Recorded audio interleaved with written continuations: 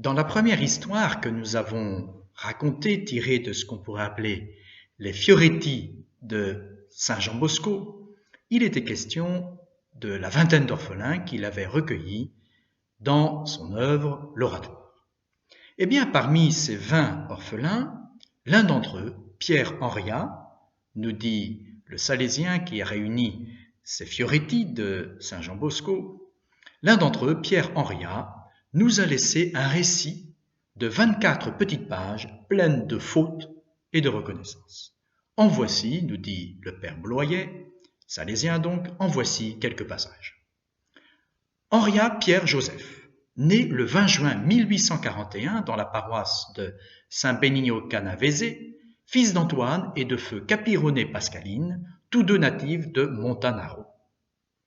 À l'âge de 7 ans, j'ai reçu le sacrement de confirmation. Quelques mois après, ma pauvre mère mourait. Le jour de l'ascension de notre Seigneur, mon père resta veuf avec 3 fils. Moi qui étais l'aîné, j'avais à peine 7 ans. Mon père épouse en seconde noces une brave femme qui nous traita en vraie mère. En 1852, mon père voulut s'installer à Turin où il avait déjà 2 frères. Il prend en location une maison dans la fabrique de poterie dite la Rivore, sur la route qui conduit à l'abbaye en ruine. En 1854, la maladie du choléra fait rage dans toute l'Italie, mais en particulier dans cette région, étant presque au bord de la zone marécageuse, l'air y était malsain.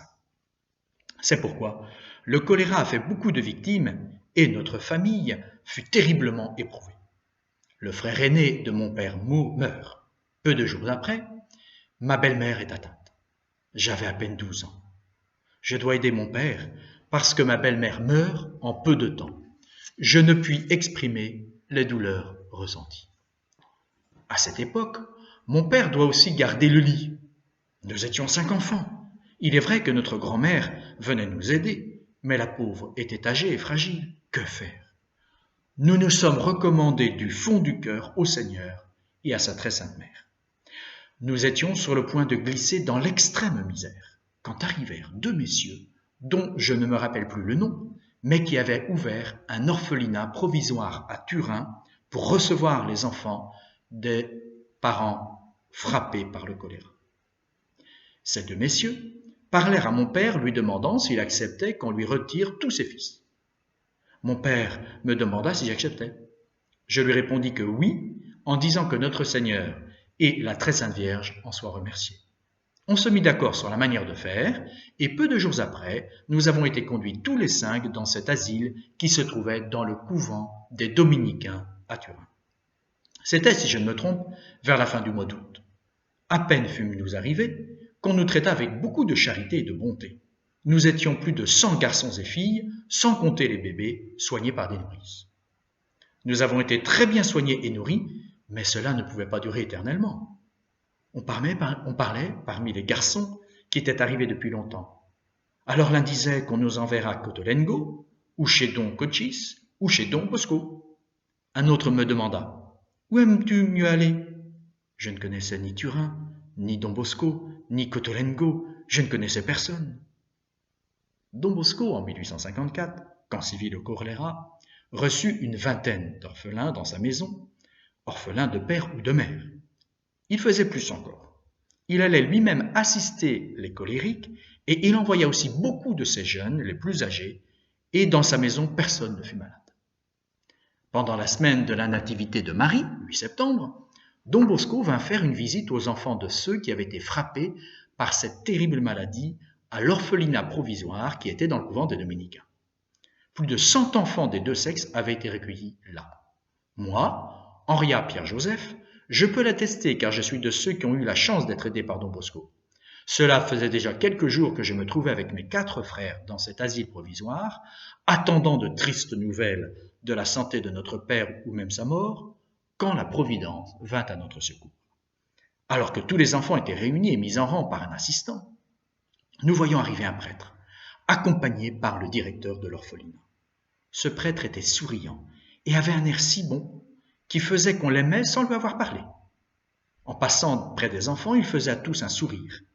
puis leur demandait avec un amour paternel leur nom, prénom et pays, s'ils savaient leur prière et le catéchisme, et s'ils avaient fait leur communion, et s'ils s'étaient confessés. Tous répondaient avec confiance et disaient où ils en étaient. Il passa enfin près de moi. Je sentis mon cœur battre, vivement, non de crainte, mais de l'affection et de l'amour que je ressentais en moi-même. Je sentais que j'aimerais toujours ce saint homme. Il me demanda prénom, nom, pays. Je lui répondis avec une grande affection, Henria, Pierre, Jo. Il me dit, tu viendras avec moi, nous serons toujours bons amis pour que nous allions au paradis. Es-tu content? Oh oui, monsieur, je suis très content. Et celui-ci près de toi, c'est ton frère? Oui, monsieur. Bien, il viendra lui aussi. Je lui baisai la main avec confiance et un amour filial. Il nous salua avec un amour de père et passa à d'autres, et à tous les enfants il faisait une caresse, un salut plein de bonté. Je le suivais du regard, et je sentais je ne sais quoi dans mon cœur, et je me disais, comme il est bon ce prêtre, comme il se fait aimer avant de se faire connaître. Mais moi, je ne pouvais pas savoir qui était ce prêtre parce que personne ne nous avait dit son nom. Enfin, quelques jours après cette visite, nous fûmes amenés à l'oratoire Saint-François de Sales. C'était le 6 septembre 1854, bien heureux jour pour moi. À notre arrivée à l'oratoire, nous avons été bien accueillis par Don Bosco et sa dévouée mère. Don Bosco m'a dit « Rappelle-toi, Henria, que nous sommes toujours amis, mais pour être tel, il faut que tu sois toujours bon et vertueux. » Sa mère aussi nous aimait beaucoup comme notre vraie mère. Elle nous considérait comme ses véritables fils. Don Bosco était pour nous un vrai père. Auprès de lui, nous étions heureux. Parfois, en nous parlant en confidence, il nous racontait des rêves qu'il faisait la nuit. Ce n'étaient pas que des rêves, c'était de vraies visions. On voyait que le Seigneur récompensait la vertu de Don Bosco en lui faisant voir l'avenir de sa congrégation pour le bien de nombreux jeunes pauvres. Je me rappelle que Don Bosco lui-même me plaça chez un bon patron forgeron avec lequel je me trouvais heureux.